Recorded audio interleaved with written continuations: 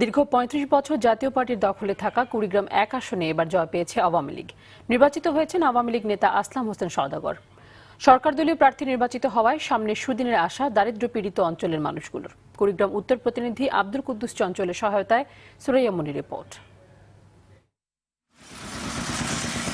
নাগেশ্বরী ও ভুরুঙ্গামারী উপজেলা নিয়ে গঠিত কুড়িগ্রাম ১ আসন ৩৫ বছর ধরে জাতীয় পার্টির দখলে ছিল আসনটি। এবার সেখানে সাংসদ হলেন আওয়ামী লীগের আসলাম হোসেন সওদাগর। বন্যা, নদী ভাঙন আর খরা তিনটি দুর্যোগই ভোগায় এ এলাকার দরিদ্র মানুষদের। এখনো দরিদ্র সীমার নিচে বাস করেন এলাকার ৭০% মানুষ। এই অবস্থায় নতুন সাংসদের কাছে প্রধান চাওয়া দারিদ্র্য বিমোচন আর উন্নয়ন।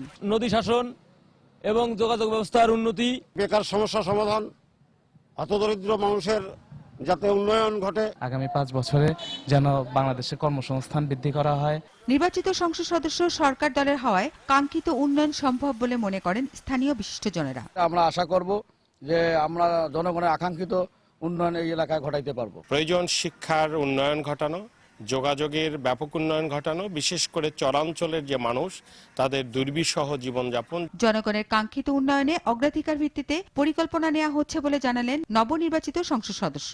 নাগেশ্বরী অঞ্চলে আমাদের আরেকটি দুধকম সেতু দরকার। এটি হবে আমার প্রথম টার্গেট, যেখানে একটি দুধকম সেতু করা, এবং সেই সাথে আমাদের রাস্তাঘাট থেকে শুরু করে নদী ভাঙন রোধকল্প থেকে শুরু করে সমস্ত কিছু আমরা ইনশাল্লাহ করতে পারবো। দরিদ্র মানুষের ভাগ্য পরিবর্তনে নতুন সাংসদ আন্তরিক হবেন, এমনটাই প্রত্যাশা ভুরুঙ্গামারী ও নাগেশ্বরী জনগণের।